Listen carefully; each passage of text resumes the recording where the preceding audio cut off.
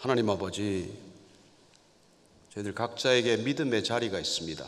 처음 주님을 믿음으로 고백했던 자리, 처음 주님께서 물 붓듯 은혜를 부어주신 자리, 성령이 임했던 자리, 그 믿음의 자리로 다시 돌아가게 하여 주옵소서. 예수님 이름으로 기도합니다. 아멘. 야곱은 움켜쥐는 자라는 뜻이죠. 그 이름이. 그는 일생 움켜쥐다가 정말 많은 고생을 했던 사람입니다. 움켜쥐었다고 생각되면 다시 하나님께서 떨어뜨리게 하셨습니다. 그는 어쩌면 일생 나 아닌, 야곱이 아닌 누군가가 되기로 발버둥 치다가 결국 자기 자리로 돌아온 사람이라고 봐야 되겠죠. 그는 어쩌면 쌍둥이 형 에서가 첫 번째 목표였을 것입니다. 나는 에서처럼 왜 장남으로 태어나지 않았나? 그는 하나님께서 태중에서부터 에서가 아니라 야곱을 택했다는 사실을 몰랐던 것이죠. 어쩌면 어머니 리브가도 그 사실에 대해서 무지했던 탓에 어떻게 하면은 이 장자권을 야곱에게 줄 수 있을까를 고심했던 그런 모자지간이었죠. 그래서 야곱은 형 에서가 첫 인생의 목표였고 경쟁 대상이었고, 야곱이 에서처럼 되고자 하는 게 인생의 첫 번째 궤적이 빗나가는 첫 번째 지점이 됩니다. 결국 그는 도망쳐야 되는 그런 순간을 맞고 말죠. 라반 집으로 도망갑니다. 외삼촌 집이죠. 거기서 그는 어떻게 보면 라반처럼 부자가 되는 게 목표였을 거예요. 죽도록 고생했습니다. 물론 아내를 얻었고 레아와 라헬을 얻었고 그런 아내들을 얻으면서 그곳에서 불을 쌓았어요. 불을 쌓은 결과 라반에게 또 도망쳐야 하는 그런 신세가 되고 말죠. 오늘 우리가 읽은 이 본문은 세겜 땅에 와서 세겜 사람처럼 살겠다고 마음먹었다가 다시 그 자리로부터 떠나야 하는 그런 비극적인 순간을 맞았다는 것을 우리에게 알려주고 있습니다. 이제 가나안 땅으로 돌아와서 정착하는 이 세겜 지역에서 살만한 지역이라고 믿었기 때문에 삶의 터전을 만들었고, 그곳에서 세겜 사람들과 함께 어울려 사는 것이 일단 다시 라반에게서부터 도망쳐 나와서 이곳 땅에서 정착하고자 하는 목적지였을 터인데, 하나님께서는 그 안전하고자 하는 욕구를 흔들어버리고 삶의 터전 자체를 부숴버리는 것을 보게 됩니다. 그래서 때로는 하나님께서 우리가 이만하면 좋습니다. 여기면 살만합니다. 여기면 이제 정착이 할 만한 지역입니다. 그런데 그 자리에서 자리를 정하지 못하게 하고 그 자리를 흔들어서 기어이 우리를 다시 옮겨놓는 그런 순간들을 경험하는 분들이 계세요. 때로는 하나님이 원망스럽고 왜 이제는 좀 살만한데 또 이런 풍파가 닥치는지를 이해할 수 없지만, 그러나 하나님께서는 끝까지 우리를 흔들어서라도 그분이 원하는 곳까지 우리를 데리고 가는 게 목적이라는 것을 기억해야 합니다. 우리는 살아가면서 우리의 인생의 조건을 바꾸는 것이 가끔 목적이라고 생각하고 착각할 때가 있습니다. 그렇습니다. 우리에게는 인생의 목적, 인생의 조건을 바꾸는 게 마치 잘 사는 거라고 생각을 하는 것이죠. 이런 조건만 바뀌면 나는 좀 나아질 텐데, 이런 조건들이 좀 달라지면 나는 삶이 훨씬 수월해질 터인데, 이렇게 되면 나는 훨씬 풍요로운 삶이 될 텐데, 하나님은 우리가 그렇게 풍요롭게 살고 우리가 무슨 인생의 조건들이 하나하나 바뀌어서 남절처럼 세상 보란 듯이 그렇게 남들 앞에서 인정받고 사는 게 하나님의 목적이 아니란 것, 그것 때문에 늘 하나님과 부딪히는 것을 경험하게 됩니다. 그럼 하나님의 목적은 무엇입니까? 여러분, 신앙생활하면서 하나님의 목적을 모르고 열심히 사는 것보다 불행한 일이 어디 있습니까? 하나님이 우리를 위해서는 어떤 계획을 가지고 계신가? 그분은 우리를 위해서 어떤 목적을 가지고 계신가? 그걸 놓치면 우리는 신앙생활하고 있는 게 아니죠. 착각입니다. 하나님은 우리의 인생의 조건을 바꾸는 데 관심이 없어요. 그분은 우리의 기본 터전 자체를 다 부시더라도 인간의 조건을 바꾸는 데 관심이 있으신 분입니다. 그렇습니다. 인생의 조건과 인간의 조건은 무슨 차이가 있느냐고 생각이 드실지 모르겠지만, 인생의 조건은 우리가 살아가면서 바꾸고자 하는 상황, 그런 여건, 환경, 그런 것들을 바꾸는데 우리는 관심이 많아요. 그러나 하나님은 우리 환경이 바뀌는 게 그렇게 중요하지 않습니다. 그분은 우리 존재 자체가 바뀌는 게 관심이에요. 우리가 인간이 뿌리째 바뀌는 게 관심입니다. 그걸 우리는 구원이라고 표현하는 것이죠. 그렇습니다. 그분은 우리가 구원받는 데 관심이 있는 것이지 우리가 이 땅에서 조금 더 편안하게 살고 풍족하게 살고 여유롭게 사는 게 목적이 아니라는 것입니다. 따라서 우리가 지금 믿음의 자리를 기억하라는 큰 제목으로 나누고 있는 이 말씀들은 하나님께서 어떻게 인생의 조건을 바꾸고자 하는 하나님의 자녀들을 인간의 조건을 바꿈으로써 하나님이 원하시는 백성으로 빚어가느냐, 그 얘기를 하고 있는 것이죠. 왜 아브라함을 아브라함으로 바꿉니까? 단순히 여러분 인생의 조건이 바뀌어서 이름이 바뀌는 게 아니에요.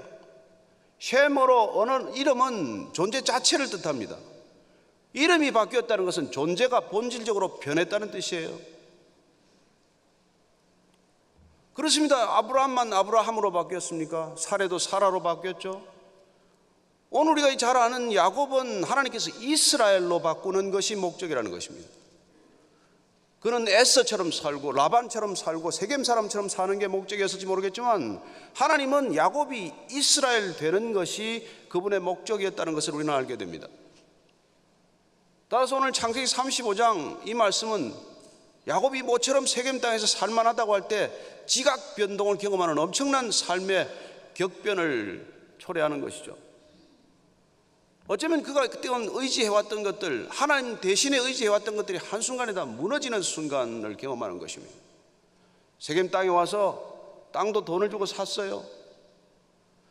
근데 무슨 일이 일어납니까? 딸 디나가 세겜 사람들은 어떻게 사나 궁금해서 나갔다가 세겜 주장 아들에게 결국은 수치를 겪게 되고, 그 여동생의 수치에 대해서 침묵하는 아버지를 원망하고 두 아들들이 가서 그냥 세겜 족속들을 진멸하듯 도륙하는 엄청난 살상 사건을 일으키게 되고, 그러므로서 이 세겜 땅에 안착하고자 했던 야곱의 계획은 완전히 무산되고 마는 것이죠.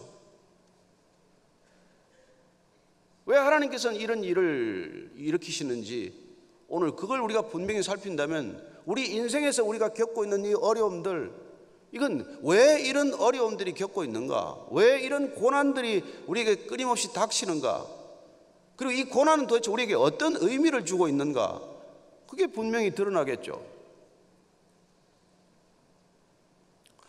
어떤 수도자가 자기 제자하고 둘이 여행을 떠났다고 그래요.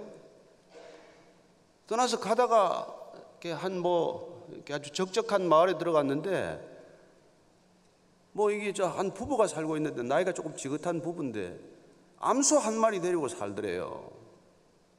그래서 가서 대접을 받는데 고작 해봐야 암소 젖 짜가지고 무슨 버터젓 만들고 요구르트 만들고 먹는 게 그렇고 그런 걸 내놓은 거예요.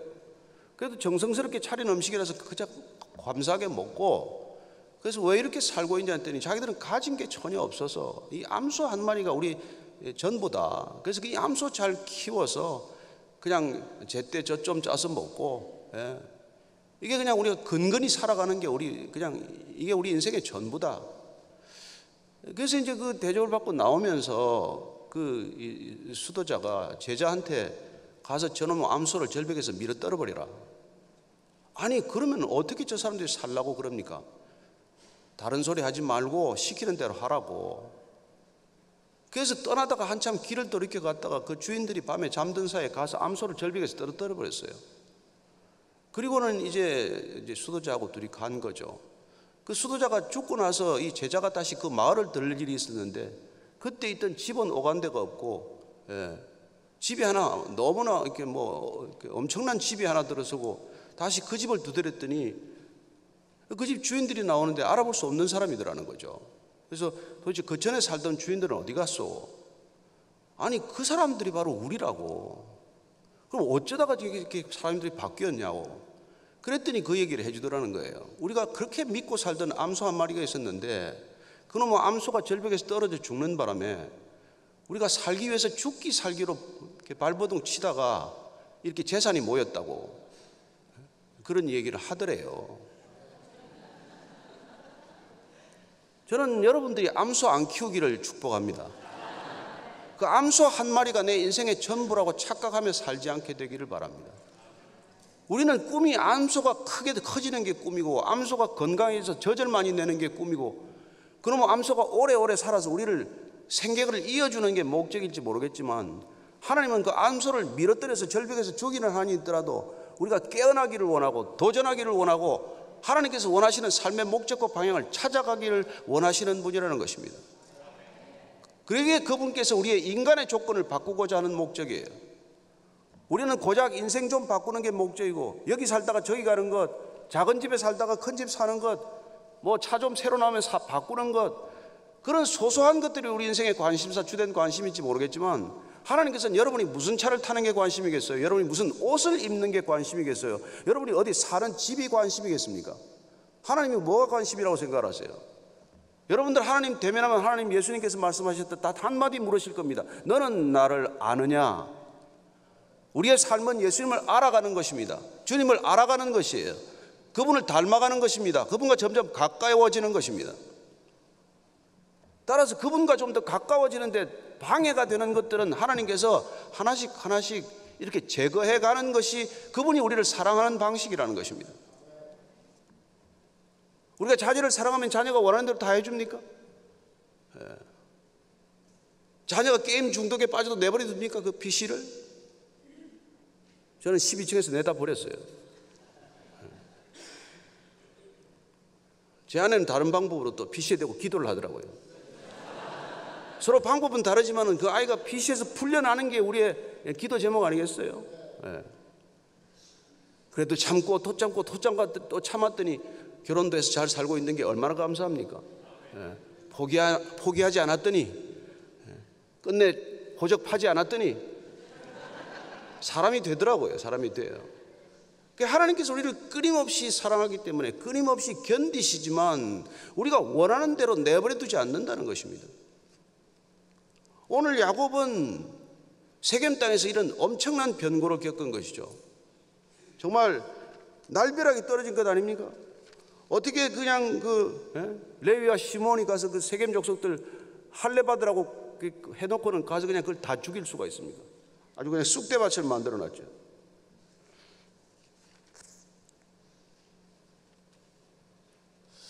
그래서 하나님께서는 오늘 내가 다시 베델로 올라가라고 말씀하고 있는 것입니다.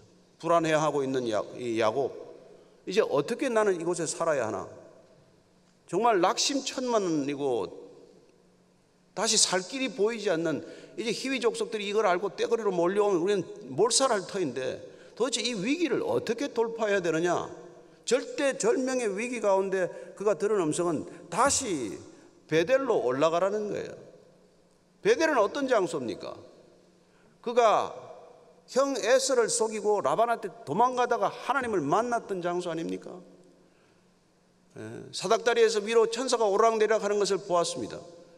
그는 여기가 바로 하나님의 전이구나 그렇게 고백했습니다. 하나님 계신 이곳에 거기는 배고자던 돌백에 기름을 부었어요. 그리고 하나님께 자기가 서원했습니다. 그 서원이 창세기 28장 20절에서 22절까지예요. 같이 한번 다시 야곱의 서원을 읽습니다. 시작. 야곱이 서원하여 이르되 하나님이 나와 함께 계셔서 내가 가는 이 길에서 나를 지키시고 먹을 떡과 입을 옷을 주시어 내가 평안히 아버지 집으로 돌아가게 하시오면 여호와께서 나의 하나님이 되실 것이요 내가 기둥으로 세운 이 돌이 하나님의 집이 될 것이요 하나님께서 내게 주신 모든 것에서 10분의 1을 내가 반드시 하나님께 드리겠나이다 하였더라. 서원하라고 했습니까? 본인이 서원했어요. 하나님께서 11조 달라 그랬습니까? 본인이 드리겠다고 약속했어요. 그러나 뭐 서원은 잊어버리고 만 것이죠.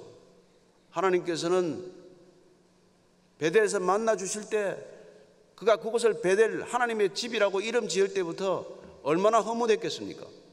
야곱이 드디어 이스라엘이 될 기회를 맞았구나 했지만 그는 여전히 야곱인 채로 떠났다가 야곱인 채로 돌아왔습니다. 그래서 하나님께서는 그의 인생을 흔들어 깨우는 것이죠. 여러분, 태풍이 왜 봅니까? 인생의 이게 평온한 바다를 뒤엎어 흔들어서 아랫문 윗문을 한번 뒤섞는 일이에요. 우리는 바람밖에 보지 못합니다. 그러나 그 강력한 태풍은 바다 전체를 뒤집어 놓습니다. 한여름에 여러분 바다가 플랭크톤이 많아지면 바다가 생물이 살지 못해 다 죽어요. 인간이 무슨 황토를 뿌리고 무슨 일을 해도 바다는 깨끗해지지 않습니다. 태풍 한 번 왔다 가면 아랫물 윗물 완전히 뒤집혀서 바다는 청결해집니다. 태풍은 바다를 청결하게 하는 하나님의 방법이에요. 우리 인생의 태풍은 무엇입니까? 다 잊어버리고 산 것들 다시 한번 기억하게 하는 것이고, 우리 인생의 아랫물 윗물을 뒤집어 엎어서 다시 한번 새롭게 빚어가는 하나님의 방법, 훈련 방식 아닙니까? 여러분들이 인생에서 태풍을 한두 번 겪으셨습니까? 엄청난 태풍들을 많이 겪지 않았습니까?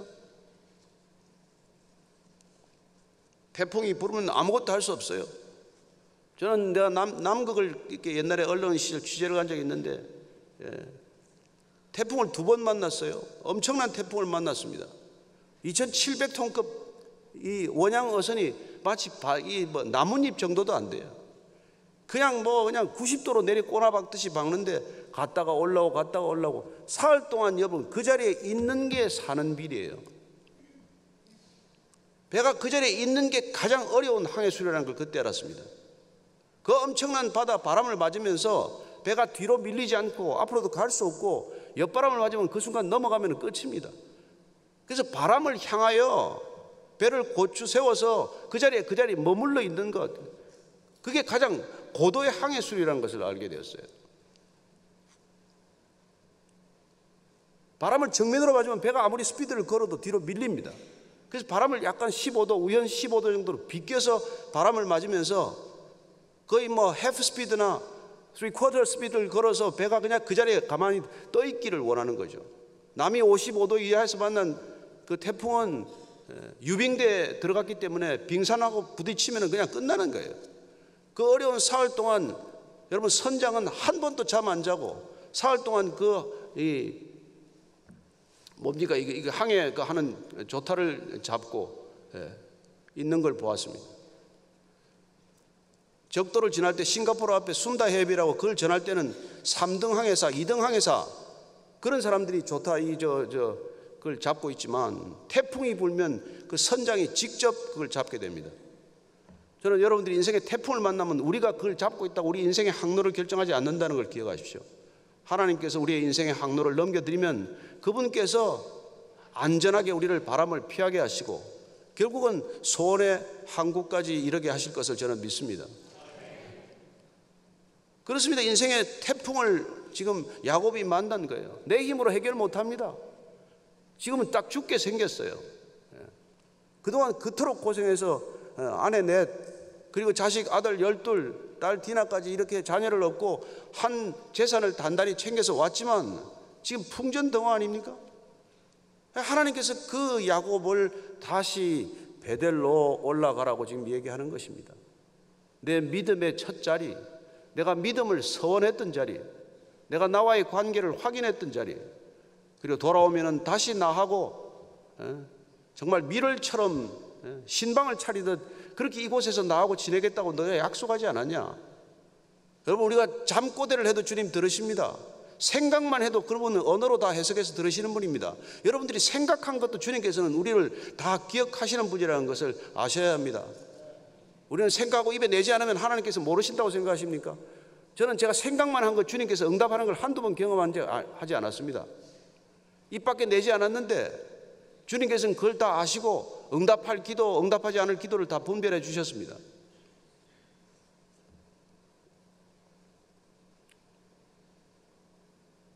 그 에서를 피해서 도망가던 그때 나타났던 하나님께서 다시 제단을 쌓으라고 말씀하시는 것이죠. 왜 베델로 갑니까? 베델로 가서 뭐 하라는 거예요? 제단을 쌓으라는 거예요. 세겜에서 제단을 잊어버리고 살지 말고 세겜에서 내가 바벨탑을 쌓을 생각을 그만두고 다시 베델로 가서 제단을 쌓는 삶을 살라는 거예요. 그렇습니다. 내 이름을 높이는 삶이 아니라 하나님을 높이는 삶으로 다시 돌아가라는 거예요. 너를 드러내는 삶이 아니라 하나님을 드러내는 삶을 살라는 것입니다. 세상을 부러워하는 삶이 아니라 하나님을 예배하는 삶을 살라는 거예요. 그게 야곱을 부르신 이유고 야곱을 지금까지 지켜주신 이유 아닙니까? 없을 때는 생각하죠. 없을 때는 기도의 자리에 앉습니다. 살만하면 기도의 자리를 떠나지 않습니까? 요새 뭐 롱 위크엔드라면서요.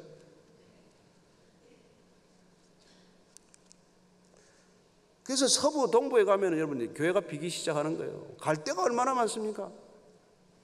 그래도 남부가 바이블 벨트웨이가 된 이유가 뭐예요? 더워서 갈 데가 별로 없잖아요.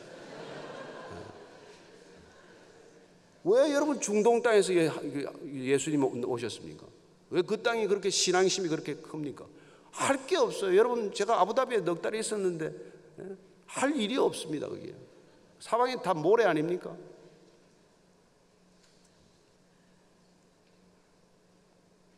오늘 보니까 야곱이 이제 정신이 번쩍 난 거죠. 하나님께서 제단을 쌓으라는 말을 들었을 때 비로소 내가 뭐하고 살았지 돌아보는 시간이 시작이 된 것이죠. 2절 이렇게 말씀하고 있습니다. 같이 읽습니다. 시작. 야곱이 이에 자기 집안 사람과 자기와 함께한 모든 자에게 이르되 너희 중에 있는 이방 신상들을 버리고 자신을 정결하게 하고 너희들의 의복을 바꾸어 입어라. 야곱이 하나님께서 베델로 올라가라 제단을 쌓으라는 말이 무슨 말인지 알아들었습니다. 가장 쉽게 표현하면 종교개혁하라는 얘기예요. 야곱의 종교개혁입니다. 종교개혁이란 뭡니까? 우상 버리는 거예요.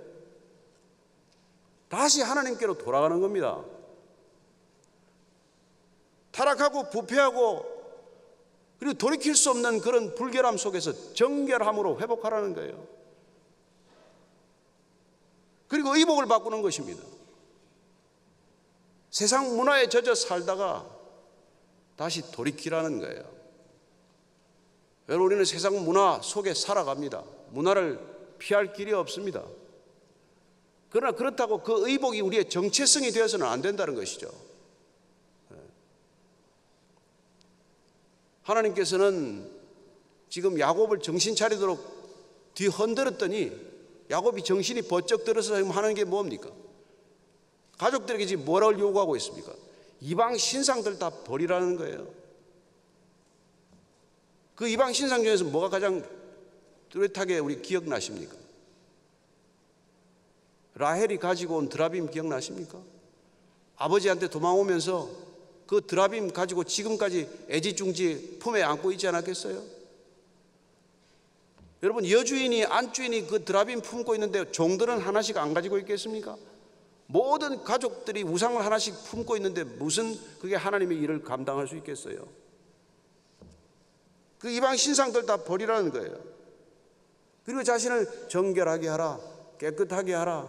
나 여호와는 거룩하니 너희도 거룩하라는 것 이상 하나님께서 우리에게 뭘 명령하십니까? 여러분, 거룩하지 않고 그분과 어떻게 교제합니까? 거룩하지 않고 우리가 그분과 어떻게 기도합니까? 거룩하지 않고 우리가 그분 앞에서 어떻게 설 수 있고 예배를 드립니까?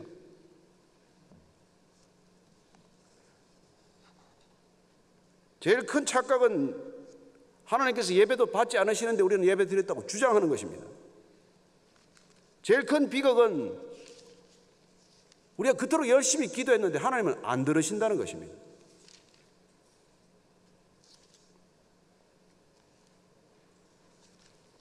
그게 하나님께서 이사야를 통해서 해주신 말씀이에요. 이사야서 1장 10절에서 17절까지 길지만은 같이 읽습니다. 시작. 너희 소돔에 관한들아 여호와의 말씀을 들을지어다. 너희 고모라의 백성아 우리 하나님의 법에 귀를 기울일지어다. 여호와께서 말씀하시되 너희의 무수한 재물이 내게 무엇이 유익하니요? 나는 수장의 번제와 살찐 짐승의 기름에 배불렀고 나는 수송아지나 어린 양이나 수점소의 피를 기뻐하지 아니하노라. 너희가 내 앞에 보이러 오니 이것을 누가 너희에게 요구하였느냐? 내 마당만 밟을 뿐이니라. 헛된 죄물을 다시 가져오지 말라. 분향은 내가 가정히 여기는 바요. 월삭과 안식일과 대회로 모이는 것도 그러하니 성회와 아울러 악을 행하는 것을 내가 견디지 못하겠노라. 내 마음이 너희의 월삭과 정한 절기를 싫어하나니 그것이 내게 무거운 짐이라. 내가 지기에 곤비하였느니라. 너희가 손을 펼 때 내가 내 눈을 너희에게서 가리고 너희가 많이 기도할지라도 내가 듣지 아니하리니 이는 너희의 손에 피가 가득함이라. 너희는 스스로 씻으며 스스로 깨끗하게 하여 내 목전에서 너희 악한 행실을 버리며 행악을 그치고 선행을 배우며 정의를 구하며 학대받는 자를 도와주며 고아를 위하여 신원하며 과부를 위하여 변호하라 하셨느니라.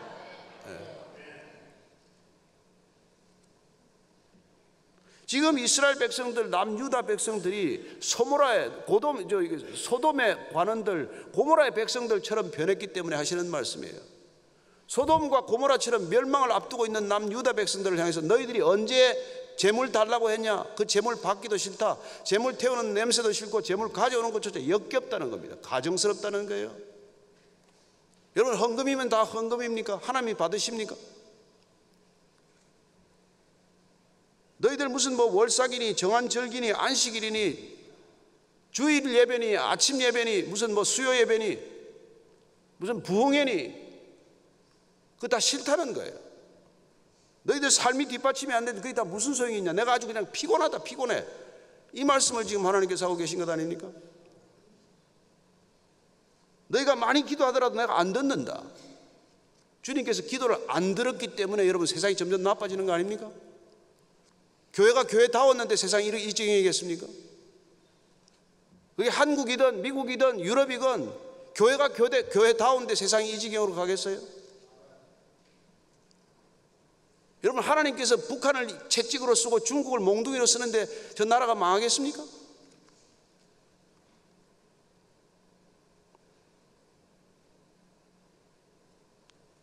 그럼 어떻게 기도하라는 겁니까? 주님, 손에 피를 묻히지 말라는 거예요. 스스로 씻으라는 거예요. 깨끗하게 하여서 너희 악한 행실을 버리고 행악을 그치고 선행을 배우고 정의를 구하고 학대받는 자를 도와주고 고아와 과부를 도와주고 사회적 약자를 도와주라는 거예요. 그 정부가 다 하는데요. 교회는 그럼 무슨 일을 합니까? 오늘 야곱은 내가 드디어 신앙을 회복해야 되는구나, 이걸 안 거예요. 여러분, 세상의 문제는 세상에 있지 않습니다. 보이는 문제는 보이는데 원인이 있지 않습니다. 모든 보이는 것들의 원인은 보이지 않는 것들입니다. 이 세상의 문제는 세상에 있지 않습니다. 교회가 타락해서 생기는 겁니다. 영적으로 타락해서 세상이 타락하는 겁니다. 영적으로 타락하면 여러분 권위적인 질서들이 다 타락합니다. 신앙이 타락하면 정치가 타락하고, 정치가 타락하면 경제가 부패하고, 경제가 부패하면 사회가 도덕적으로 무너지는 것입니다. 어디서부터 잘못되었습니까? 종교가 타락하는 가장 큰 이유가 뭡니까? 하나님을 우상으로 만든 것이죠. 하나님을 내 신앙의 내 목표의 수단으로 삼은 것이죠. 무슨 호리의 진입병처럼 꺼내서듯 필요할 때만 하나님 부르는 것 아닙니까? 여러분, 종교는 내가 필요해서 신을 만든 거지만 하나님께서는 우리를 하나님이 원하시는 방식대로 이끌기 위하여 우리를 지으신 것 아닙니까? 근데 우리가 뭘 요구할 게 있습니까? 하나님께 우리가 뭘 요구해야 됩니까? 잘 구하라고 주님께서 주기도문 가르쳐주지 않았습니까? 그게 주문입니까? 주님이 가르쳐주신 기도가 주문이 아니잖아요. 여러분, 그 기도만 했어도 우리가 이렇게 되지 않습니다. 그 많은 기도를 했지만 주님의 뜻과 다른 기도가, 얼마나 많은 기도가 주님께 상달되지 않는 기도가 되고 뭐합니까? 거기에 내 기도가 어디 있습니까? 주님께서 가르쳐주신 기도가. 그 가르쳐준 기도대로 안 하는데 기도가 들으시겠습니까? 먼저 구해야 할 것 먼저 구하라는 것 아니겠어요? 그렇습니다. 먼저 하나님의 나라와 그 의를 구하라. 그리하면 내가 모든 것을 더하시리라. 순서만 바꾸면 될 텐데 그 순서를 못 바꿔서 이 지경, 이 고생을 하고 있는 것 아니에요? 먼저 구할 것 먼저 구하면 되는데 나중에 구할 것 먼저 구하다가 먼저 구해야 할 것 다 잊어버린 게 오늘날 교회 실상 아닙니까? 뭐가 급합니까, 교회가?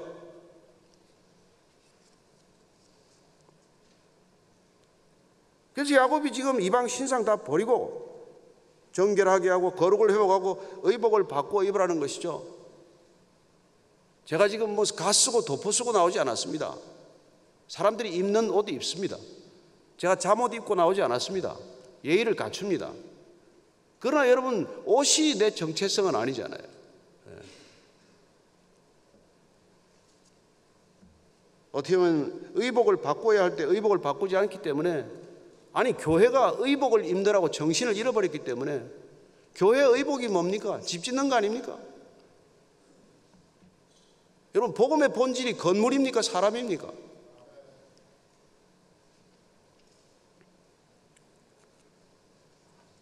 주님께서는 오늘 이 시대도 동일합니다. 창세기 때나 이사야 때나 예수님 때나 지금이나 하나도 다르지 않습니다. 여러분, 다르면 성경은 읽을 필요가 없습니다. 사람이 바뀌었으면 설교할 필요도 없습니다. 사람은 안 바뀝니다. 오직 하나님을 만난 사람, 베델로 올라가는 사람, 제단을 쌓는 사람, 그 사람들에 의해서 세상은 하나님의 나라를 이루어가고 있는 것이죠. 먼저 하나님의 나라를 구하라고 하기 위해서 그분께서는 주기도문을 가르쳐 주신 것이죠. 우리는 아버지의 이름을 얼마나 경멸합니까? 얼마나 만홀되게 부릅니까? 아버지의 뜻이 이 땅에 이루어지는 것이 중요합니까? 아니면 내 뜻이 이루어지는 것이 중요합니까? 아버지의 이름이 알려지는 게 중요합니까? 내 이름이 알려지는 게 중요합니까? 우리가 다 바꿔놓지 않았습니까? 그래서 바울이 우리에게 다시 한번 의복을 바꾸는 걸 이렇게 가르쳐주고 있습니다. 로마서 13장 14절입니다. 같이 읽습니다. 오직 주 예수 그리스도로 옷 입고 정욕을 위하여 육신의 일을 도모하지 말라. 우리는 그리스도로 옷 입으라고 말씀하십니다. 우리가 바꿔 입을 옷은 세상의 옷이 아니라 그리스도로 입는 옷 입는 것이고, 그리스도로 의복을 바꿔 입으면 우리는 더 이상 정욕을 위하여 살지 않는다는 거예요. 욕심을 위해 살지 않는다는 것입니다. 여러분, 우리의 욕심, 탐심이 곧 우상 숭배 아닙니까? 그렇습니다. 그 욕심으로부터 우리가 벗어나지 않으면 하나님도 욕심의 수단이죠. 기도도 욕심의 통로죠. 예배도 우리 욕심을 충족하는 하나의 제의에 불과한 것 아니겠어요? 얼마나 비극적입니까? 그 많은 예배, 그 많은 제물을 드렸는데 하나님은 안 받으셨다고 말씀하시고, 그 많은 기도를 드렸는데 기도를 안 들었다고 말씀하시는 그런 기도를 우리가 드렸기 때문에 세상이 점점 더 나락으로 빠져들고 있는 것이죠. 3절 말씀 같이 읽습니다. 시작. 우리가 일어나 베델로 올라가자. 내 환난 날에 내게 응답하시며 내가 가는 길에서 나와 함께 하신 하나님께 내가 거기서 제단을 쌓으려 하노라. 베델로 이제 올라가자.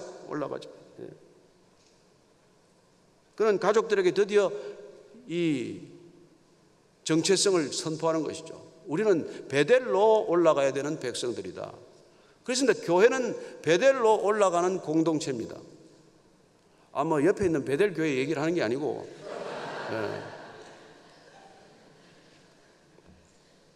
저는 연합장로교회로도 좋지만 우리가 하나님의 자리로 돌아가야 하는 것입니다. 하나님을 만나는 자리, 그게 골방이 되었건 여러분의 직장 일터가 되었건 소그룹이 모이는 기도의 자리건 하나님이 임재하시는 자리로 다시 올라가라는 거예요. 하나님이 임재가 없으면 우리는 어디에 있어도 그것이 성전이 될 수도 없는 일이고, 하나님께서는 우리 안에 성전을 삼기 위해서 오시지 않았습니까? 따라서 그분이 우리 자리에서, 우리 안에 내부에서 우리 안에 심령의 중심에 좌정하도록 하면 우리는 베델로 올라가는 것이죠. 그 자리에, 우리의 중심의 자리에 우리가 있으면 우리는 우상 숭배가 되는 것이지만, 우리 중심의 자리에 하나님을 모시면 우리의 중심이 베델이 될 줄로 믿으십시오. 그게 광야 40년 훈련이라고 말씀드리지 않았습니까? 광야 40년 훈련의 핵심은 하나님의 동행 훈련이요, 하나님을 우리 중심의 자리에 모시는 훈련. 아니, 우리의 중심, 우리의 마음의 좌소를 그분께 내어드리는 우리의 마음이 베델되게 하는 것, 그게 신앙 훈련의 목적이었다는 것을 우리가 잘 알지 않습니까? 그 베델로 올라가자. 환난 날에 내게 응답하셨다. 그는 신앙적 경험도 있어요. 정말 홀홀 단신으로 라반 집에 가면서 얼마나 절망적이었겠습니까? 기대할 것 없고 의지할 것 없고 어느 것 하나 가진 것 없이 맨손으로 그렇게 갈 때 하나님께서 만나 주시지 않았습니까? 얼마나 감격했으면 그가 베델이라고 이름을 지었겠습니까? 내가 거기 가서 하나님께 다시 예배를 드리겠다고 선언을 하신 것입니다. 그렇습니다. 우리의 목적은 예배에 있습니다. 모든 우리에게 주어진 모든 것들은 예배를 위해 주신 것입니다. 여러분, 광야에서 이스라엘 백성들이 어떻게 성막을 지었습니까? 애굽 땅에서 가지고 온 모든 재료로 지었습니다. 애굽 땅 나올 때 하나님께서 너희들 다 이렇게 청구해서 그동안 못 받은 것 다 받아가지고 오라고 그랬습니다. 그래서 여러분, 성막을 지을 때 애굽에서 가지고 온 재료들로 다 지었습니다. 세상의 것들로 성막을 지었습니다. 하나님께서 주신 모든 것들로 성막을 지으면 그게 하나님의 전이 되는 것 아닙니까? 우리의 목적을 위해서 쓰면 타락하고 말지만 하나님의 목적을 위해서 쓰면 그게 거룩한 것이 되지 않습니까?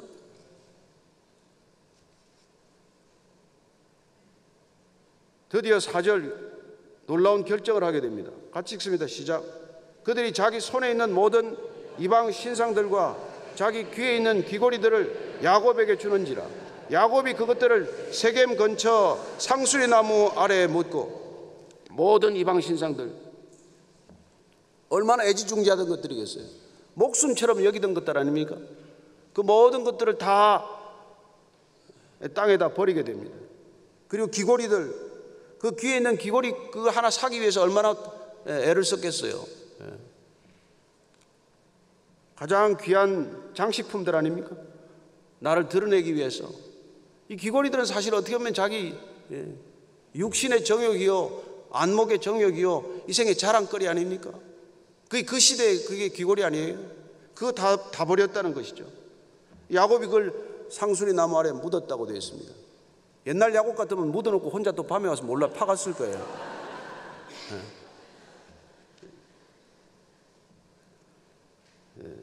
이런 일이 있었다는 것입니다. 이게 여러분 종교개혁입니다. 이게 신앙의 본질로 돌아가는 일입니다. 여러분, 야곱의 종교개혁, 마틴 루터의 종교개혁이나 본질 하나도 다르지 않습니다.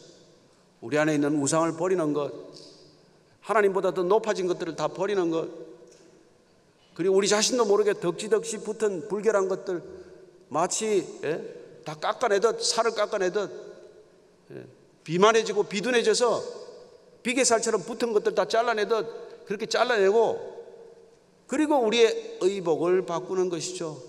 그렇다고 무슨 유대인처럼 옷을 바꾸라는 것 아니지 않습니까? 세상이 살아가는 방식, 기준, 가치관을 다 바꾸는 게 의복을 바꾸는 거예요. 세상의 기준대로 살아가면 여러분, 유대인 옷을 입고도 세상 사람입니다. 따라서 우리가 가지고 있는 가치관이나 인생관이나 세계관이나 그 모든 것들이 세상 방식이라면 우리는 세상의 옷을 입고 살아가는 것입니다. 세상이 복이라고 하는 것들을 여전히 우리가 복의 기준으로 삼고 있으면 우리는 세상의 의복을 입고 사는 사람들이에요. 몸만 교회 왔다 갔다 할 뿐이지, 가끔 생각나면 예배 오고 가끔 생각나면 기도할 뿐이지, 우리가 살아가는 옷은 그대로 세상의 옷 그대로 아닙니까? 세상이 좋다고 하면 좋은 것이고, 세상이 비싸다고 하면 비싼 것이고, 세상이 정한 기준대로 따라가는 거 아닙니까? 우리가 무슨 옷을 바꿔 입었습니까? 언제 우리가 옷을 한번 바꿔 입었습니까? 따라서 우리는 철저하게 세상이 가지고 있는 기준들을 살펴봐야 되는 것이고, 과연 저 기준을 우리가 받아들여야 되는가? 저 기준을 우리가 입어야 되는가? 저 기준의 옷을 우리가 반드시 받아들일 필요가 왜 있는가? 하나하나 다 따져야 합니다. 아무 찬송이나 부르지 마십시오. 찬송 아닙니다. 하나님 안 듣는 찬송이 얼마나 많은데. 요새 힐송 찬송 누가 잘 부릅니까? 그토록 많은 찬송이 알려있지만은 힐송 목사들 어떤 짓을 하다가 다 그게 다 바닥이 났습니까? 뉴욕에 있는 목사, 시드니에 있는 목사 다 드러나지 않았습니까? 힐송 찬양 지도자들은 내가 하나님 안 믿고 내가 찬양했다고 고백하지 않았어요? 여러분, 하나님 안 믿어도 찬양할 수 있습니다. 신앙 없어도 찬양 잘할 수 있어요. 찬양 가사 들어보십시오. 신세 한탄이 얼마나 많습니까? 여러분, 하나님을 찬양하지 않는 찬송을 왜 부릅니까?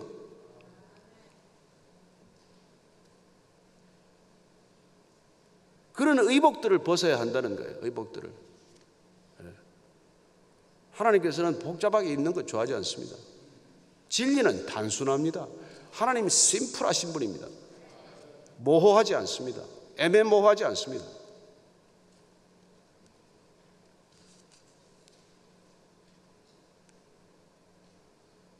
5절 읽습니다. 시작. 그들이 떠났으나 하나님이 그 사면 고을들로 크게 두려워하게 하셨으므로 야곱의 아들들을 추격하는 자가 없었더라. 아멘. 아멘. 여러분, 그들이 떠났는데 얼마나 추격을 두려워했겠어요. 이제 가나안 족속, 히위 족속, 브리스 족속이 반드시 따라올 텐데 이거 따라오면은 이제 우리는 다 죽었다. 그런 절박한 상황에서 그들은 우선 도망가기보다도 앞서서 먼저 우상을 부렸고, 탈출하고 대피로를 만들기 전에 그들은 우선 정결함을 회복했고, 그리고 우선 그 급박한 문제보다도 더 먼저 그들 자신을 바꾼 것이죠. 의복을 바꿔 입지 않았습니까? 그랬더니 어떤 일이 일어났습니까? 그 사면 고을들이 도망가는 야곱 일가를 두려워했다는 거예요. 이게 여러분, 우리가 하나님께서 우리를 지키시는 방법입니다. 하나님께서 교회를 지키시는 방법, 교회가 무장을 했습니까? 무슨 보안 요원을 둡니까? 여기 무슨 우리가 총기로 무장을 합니까? 하나님께서 어떻게 교회를 지키십니까? 세상으로 하여금 교회를 두려워하게 만드는 것입니다.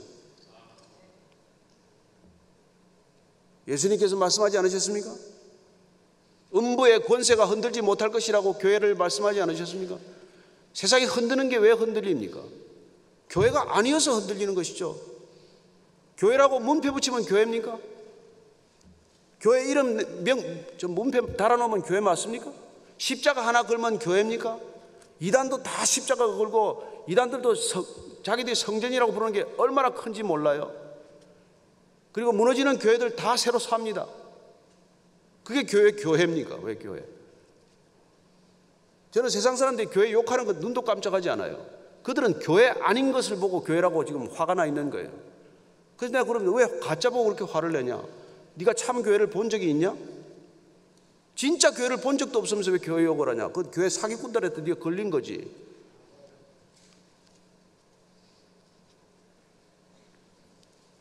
하나님께서는 야곱이 돌이키기만 했는데, 베델로 아직 올라간 것도 아니에요. 베델로 올라가겠다고 결정을 하고, 그리고 우상을 버리기만 했는데 사변의 고을들의 사람들이 야곱 일가를 추격하지 않는 거예요. 하나님께서 지켜주시는 방법이 그렇다는 것입니다.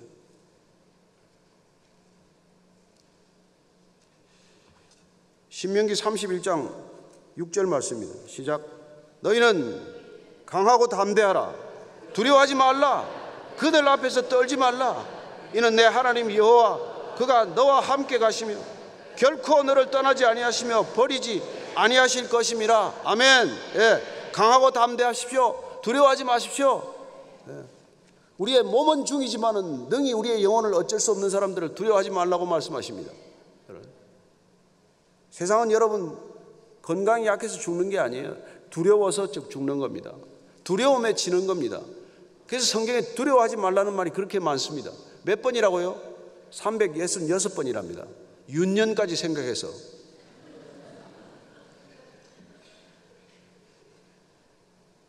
그들 앞에서 떨지 말라는 거예요. 떨지 말라고. 뭐가 두렵습니까? 왜 떱니까? 저는 25년 기자 생활을 하면서도 7명 대통령 했지만 대통령 앞에 떨은 적이 없습니다.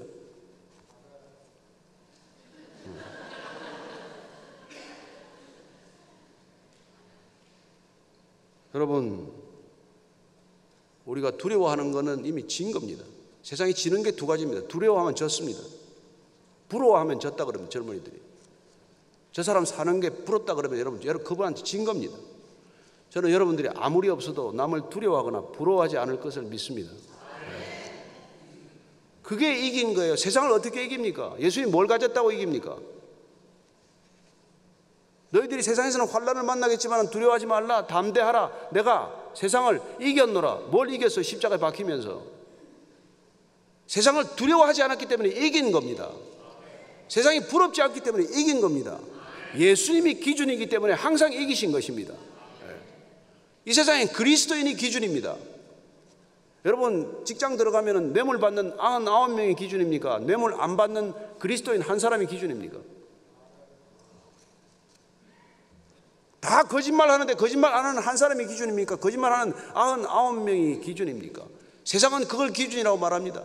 왜 다 속이는데 너만 안 속이냐고 말합니다. 왜 속이는 사람들 틈에서 안 속이는 사람을 기준으로 안 삼습니까? 불안해서, 두려워서, 왕따 당할까봐. 여러분, 그리스도인은 왕따를 자청하는 사람이에요. 왕따로 사십시오. 왕은 따로 놉니다.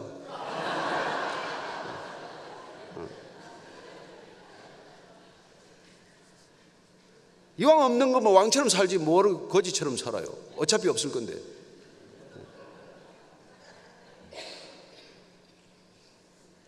여러분, 그래서 우리가 잘 알지만 여호수아서 2장 11절에 가면은 여러분 라합이 뭐라 그럽니까? 정탐 온 사람들한테 우리는 간담이 다 녹았습니다.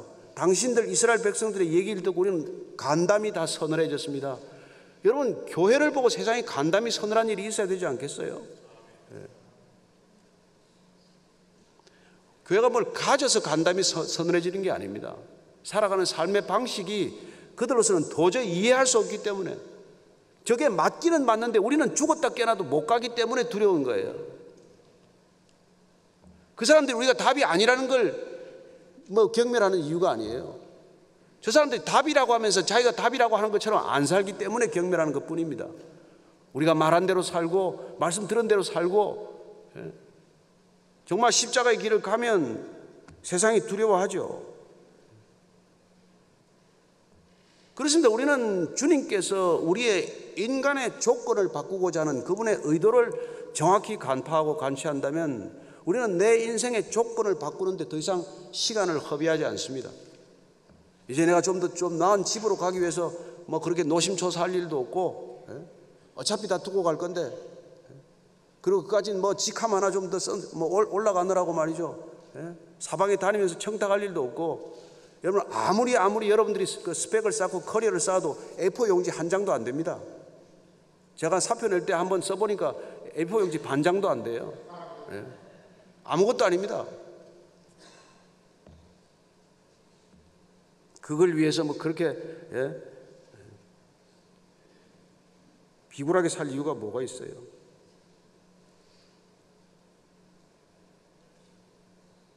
그래서 오늘 야곱은 드디어 베델로 다시 올라감으로써 하나님이 나를 부르신 목적, 나를 예배자로 부르셨구나, 다시 예배하라는 것이구나, 참 예배자가 되는 것이 우리의 궁극적인 목적이라는 것을 알게 됩니다. 그분께서 왜 우리에게 믿음을 강조하십니까? 왜 믿음을 심어주시고자 합니까? 무엇 때문에 우리를 믿음의 사람으로 만들고자 하십니까? 보이지 않는 하나님이 보이는 육신을 가지고 살아가는 인간과 관계 맺는 방식이 믿음이기 때문에 그렇습니다. 눈에 보이지 않는 존재는 믿음으로밖에 우리가 관계를 맺을 수 없기 때문에 주님께서 우리에게 믿음을 부어주시고 그 믿음으로 다가오라고 우리에게 손을 내미는 것이고, 그래서 믿음의 손을 잡으면 우리는 놀랍게도 우리가 상상치도 못했던 일들이 일어나게 되고 경험하게 된다는 것입니다. 잠시 그분의 손을 잡았더니 사면 고울들로 두려워하게 하시는 것, 그게 그분의 능력 아닙니까? 여러분 사사기를 통해서 보고 역대한 역대사를 보십시오. 얼마나 많은 기적들이 있습니까?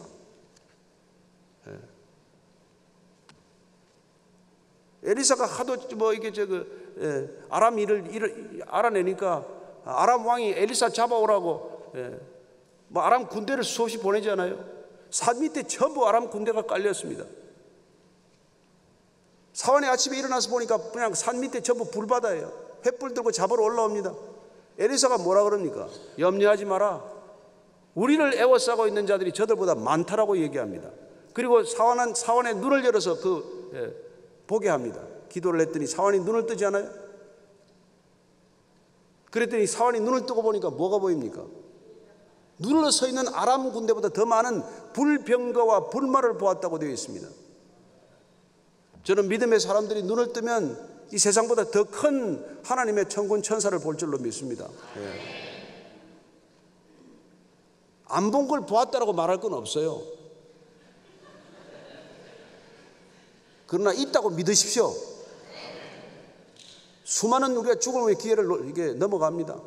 여러분 여기까지 오는데도 여러분 뭐 안 죽고 온 게 그냥 온 겁니까? 다 하나님이 지켜주셔서 온 거 아닙니까?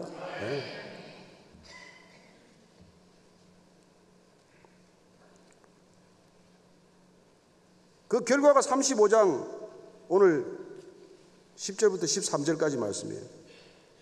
베델에서 다시 제단을 쌓았더니 다시 야곱이 어떤 인간 조건이 변화되어서 하나님께서 원하시는 목적으로 옮겨졌는지를 얘기하고 있는 것이죠. 창세기 35장 10절에서 13절까지 같이 읽습니다. 시작. 하나님이 그에게 이르시되 내 이름이 야곱이지만은 내 이름을 다시는 야곱이라 부르지 않겠고 이스라엘이 내 이름이 되리라 하시고 그가 그의 이름을 이스라엘이라 부르시고 하나님이 그에게 이르시되 나는 전능한 하나님이라 세륙하며 번성하라. 한 백성과 백성들의 총회가 내게서 나오고 왕들이 내 허리에서 나오리라. 내가 아브라함과 이삭에게 준 땅을 내게 주고 내가 내 후손에게도 그 땅을 주리라 하시고 하나님이 그와 말씀하시는 곳에서 그를 따라 올라가시는지라.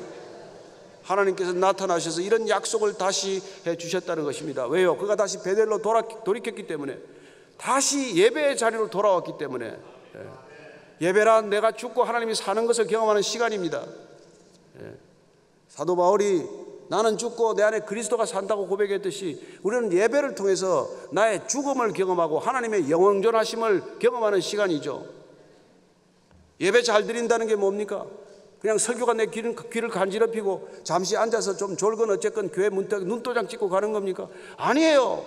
나는 사라지고 하나님이 가득한 것을 경험하는 시간 아닙니까? 나는 없고 온 이 세상에 하나님만 가득한 것을 보는 시간 아니에요?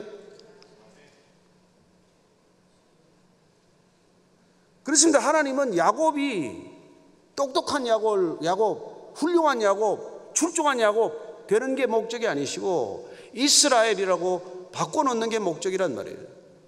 그는 이미 브니엘에서 하나님을 만났습니다. 밤새 씨름해서 야곱 환도뼈를 맞으면서 다리를 절면서까지 이스라엘이라는 이름을 받았지만 그 정체성이 얼마나 심각한 정체성인지를 잊어버린 것이죠. 그렇습니다. 사람이 단번에 되면 얼마나 좋겠습니까? 이스라엘이라고 이름을 바꿔줬지만 그는 기어이 야곱처럼 살기로 결단했기 때문에 세겜에서 그 엄청난 불행을 겪은 것이죠.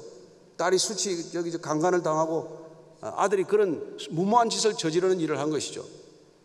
그렇습니다. 하나님이 불러서 우리를 바꿔놓으면은 그 하나님의 뜻에 순종하며 살 수 있게 되기를 바랍니다. 불렀는데 못 들은 척하고 있으면 어떤 일이 일어납니까? 나를 부른 게 아니라 쟤를 부르셨죠. 늘 하나님은 내게 말씀하십니다. 꼭 이 얘기 들을 때마다 이 얘기는 우리 남편이 들어야 되는데, 이 얘기는 우리 아들이 들어야 되는데, 아니요, 하나님께서 지금 나한테 하시는 말씀입니다. 이 설교는 나한테 하고 있는 거예요. 내가 들어야 합니다. 내가 바뀌어야 합니다. 여러분, 신앙은 남을 바꾸는 일이 아니에요. 남을 비난하는 일도 아닙니다. 내 눈에 있는 들보 발견하는 일입니다. 남의 눈에 티 안 빼는 일이에요. 나만 변화시키면 됩니다. 제가 트위터 초기에 트위터를 한 10년 썼는데 제일 썼던 말 중에 하나 인상이 남는 게 그렇습니다. 제가 나이 30에는 세상 바꾸겠다고 돌을 들었고 40에는 아들 둘 바꾸겠다고 매를 들었고 50에는 아내를 바꾸겠다고 눈초리를 쳐들었다가 60에 다 내려놨다 그랬습니다. 나만 바뀌면 됩니다. 나만 바뀌면 됩니다. 하나님은 내가 바뀌는 데 관심이 있습니다. 저는 성도들 바뀌라고 하지 않습니다. 성도는 바뀔 것입니다. 하나님께서 바꾸실 것입니다. 때가 되면 반드시 바꾸십니다. 야곱을 이스라엘로 바꾸셨고 사울을 바울로 바꾸신 하나님께서 저와 여러분을 못 바꾸시겠습니까? 저와 여러분이 바뀌는 것만이 그분의 영광을 드러내는 것인 줄로 믿으십시오. 나 하나 못 바꾸는 하나님을 누가 믿습니까? 나 하나 그대로인 인간을 누가 믿음이라고 말할 수 있겠습니까? 여러분 하나 안 바뀌면 누가 하나님을 믿겠습니까? 저 사람이 저 사람 맞나? 어제 그 사람과 오늘의 그 사람이 과연 맞나? 그런 의구심이 생기고 그런 놀라움이 있고 그런 경외감이 생겨야 하나님 믿지 않겠습니까? 저만 바뀌면 됩니다. 여러분만 바뀌면 됩니다. 바뀌면 세상 바뀝니다. 하나도 안 바뀐 사람들이 세상 바꾸겠다고 하다가 세상 다 망치는 것 아닙니까? 자기만 바뀌면 될 텐데. 그렇습니다. 왜 안 바뀝니까? 인간의 조건을 바꾸고자 하는 하나님을 무시하고 자기 인생의 조건만에 관심을 갖기 때문에 그런 일이 일어나는 것입니다. 하나님은 인간의 조건을 바꾸는 것을 구원이라고 부릅니다. 그 구원이 일어나면 우리는 존재론적인 변화를 경험합니다. 뿌리째 바뀝니다. 더 이상 야곱이 아닙니다. 그는 이스라엘이 되는 것이죠. 그때 우리는 죽음도 불사하게 되는 것입니다. 야곱아 너를 창조하신 이가 말씀하시느니라, 이스라엘아 너를 조성하신 이가 말씀하시느니라. 내가 너를 택하였고 내가 너를 지명하여 불렀나니 너는 내 것이라. 내가 물 가운데로 지날지라도 물이 너를 엄벌하지 못할 것이고 불 가운데로 지날지라도 불이 너를 사르지 못할 것이다. 그게 하나님께서 우리를 이스라엘로 바꾸고 우리를 믿음의 사람으로 바꾸는 이유입니다. 우리가 굳이 뭐 다니엘이 아니더라도 사내의 새 친구가 아니더라도 하나님께서 부르시면은 죽음도 두려워하지 않는 믿음의 사자들이 될 줄로 믿습니다. 저는 여러분들이 이기는 건, 이 땅에서 이기는 건 두려움을 이기는 것입니다. 죽음을 이기는 것입니다. 예수님께서 오셔서 나를 믿는 자는 죽어도 살겠고 살아서 나를 믿는 자는 영원히 죽음을 보지 아니하리니 내가 이것을 믿느냐라고 물을 때 아멘이라고 크게 대답하십시오. 그게 우리의 신앙입니다. 조금 이 땅에서 무슨 인생의 조건이 바뀌는 것, 그건 우리 신앙하고 아무 관계 없습니다. 여러분, 예수님이 집이 없었는데 왜 집 달라고 기도합니까? 왜 33살에 죽은 예수님한테 60된 사람이 더 살려달라고 기도합니까? 2배나 살았으면서. 믿음은 그 차원이 아닙니다. 믿음은 우리가 겪는 존재론적인 변화를 위해서 하나님 주시는 놀라운 선물입니다. 나를 뿌리째 바꿀 수 있는 게 믿음입니다. 믿음은 예배드리는 것입니다. 믿음은 변화하는 것입니다. 믿음은 경외감을 가지는 것입니다. 저는 오늘 이 예배를 드리는 모든 분들에게 놀라운 하나님의 능력이 임하기를 축원합니다. 믿음이라는 능력, 여러분들이 하나님을 섬길 수 있는 능력, 하나님께 진심으로 내 전부를 드리는 예배가 일상 가운데 드려질 수 있게 되기를 축원합니다.